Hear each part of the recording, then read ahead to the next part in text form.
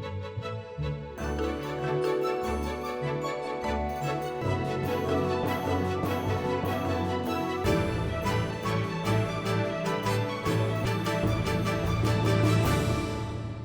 I'm Deborah Cedillo-Dugan, and welcome to another City Update. We are here to talk about the light rail extension, and joining me now is Marcus Coleman. He is the light rail administrator. It's great seeing you, Marcus. It's great to see you as well. It's been forever. It has been for some time. Yes, but you've been very, very busy overseeing the light rail extension. We are in the Northwest area. Give us an update. What's going on here? So what you can see that's happening right behind you right now as we speak is the light rail extension is taking form. Right now we're doing our Northwest Extension Phase 2 project, which is leading from our terminus, which is at 19th Avenue and Dunlap right now, heading over to the Metro Center Mall, which is right here behind me.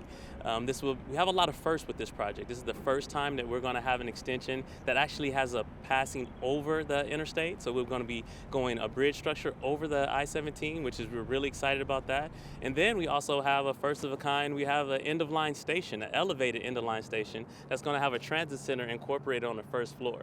So we're really excited about some of these things that we have going on right here as we speak. And this is the Northwest extension. So let's talk about this because it is elevated for people with accessibility. How do we get up there? I mean, obviously there's stairs, but there's going to be an elevator somewhere strategically placed? Oh, well, we have more than just the elevator. We have escalators, we have stairs, and we have an elevator. So we're making sure that whenever we do these type of projects, ADA is our first priority, making sure that we can really serve that ADA transportation community, the transit-dependent community. We want to make sure that we make this an easy transition for them, very accessible for them, and that they can come and enjoy these amenities, especially as we expand our system. We're very excited about it. Well, it's interesting to me, in this area, in this mall, I guess, which was a thriving mall at one time, and not so much now, these parking spaces can actually turn into like a park and ride, if you will, too, for the light rail? Well, normally that's what you would see along our system. You would see a ground level parking lot that we turn into a parking ride area. Well, we actually have another one of our firsts. We actually have a parking structure. We're building a 4-story parking garage as part of this project that will have access directly onto the light rail platform. So individuals will be able to come in, park their car in a covered area that's secured and maintained, and walk right out onto the platform and take light rail throughout the valley. I love it, and that's a win-win, especially for people commuting downtown or wherever they want to go. Yes. So this is the update for here, but what about the downtown area? There's lots of activity going on downtown. So like we were just talking about, we're hoping that people will park here, get on that light rail, and take it downtown so they can see some of the work that we're doing there. We have our downtown hub project that's part of our South Central downtown extension. This is really a unique project because what's happening is with this extension, we're being able to really change the way that we do light rail operations. Right now, our light rail system is really more like a light rail line. We have one line heading east, west, north, and south.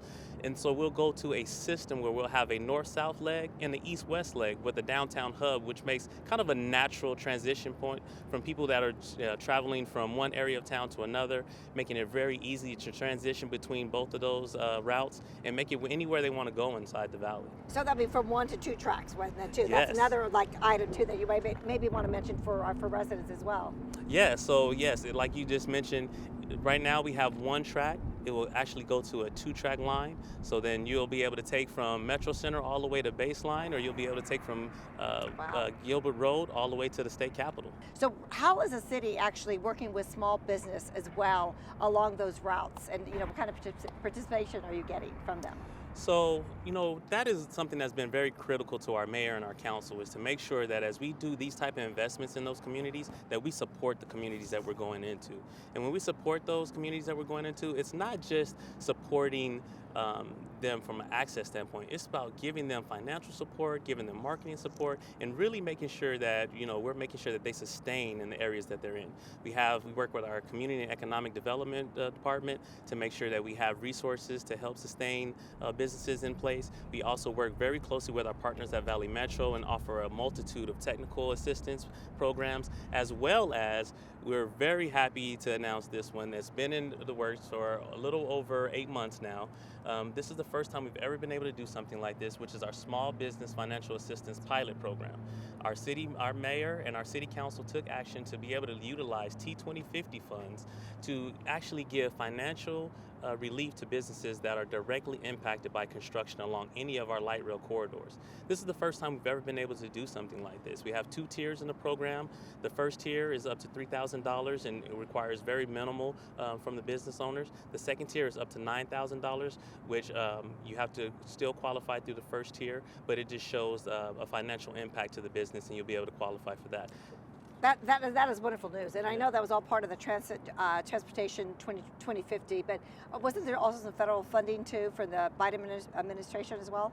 Yes, so we have received federal help, federal aid for our business assistance, which is being administered through our Community and Economic Development Department. So we received funds through CRISA, we also receiving some funds through ARPA, and our council actually took action for our ARPA funding that we're going to receive. And so businesses that are located along light rail corridors will receive 50% more of availability of funding directly to those businesses versus businesses that are outside of that area.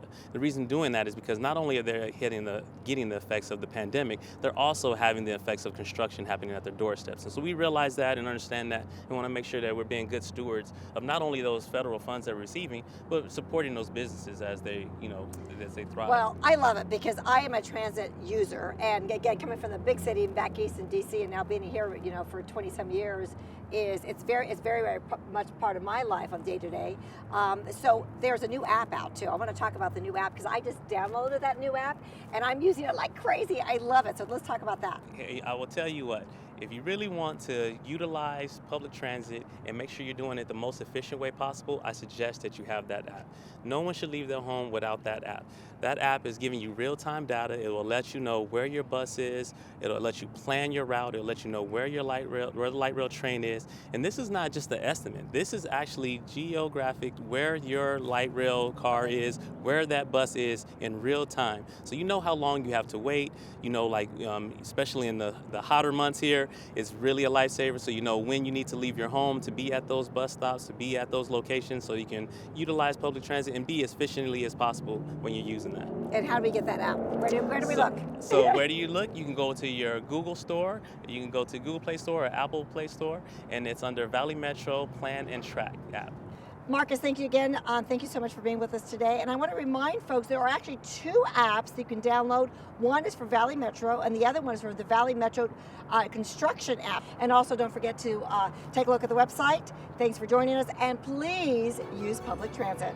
For City Update, I'm Deborah Cedillo Dugan.